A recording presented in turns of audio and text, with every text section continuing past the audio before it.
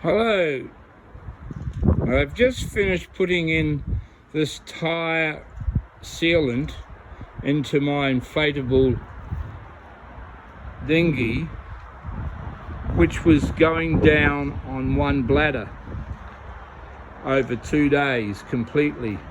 I had a fellow that works on inflatables. He spent 4 hours trying to locate the leak in it.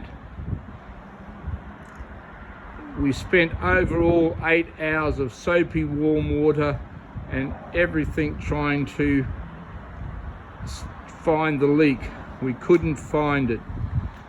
In the end, I decided to try this tire sealant, which is actually, it says use inflatables, but I don't think it meant inflatable dinghies. But however, this is the third day that I've had it slung between a forklift and a container, and I've kept swinging it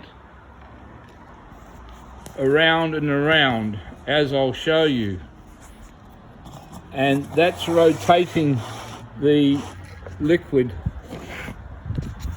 around the tube.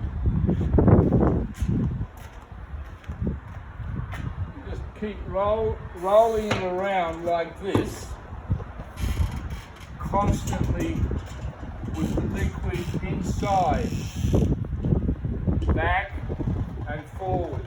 I've done this about 10 times, fully coating the top and bottom of the inflatable bladder.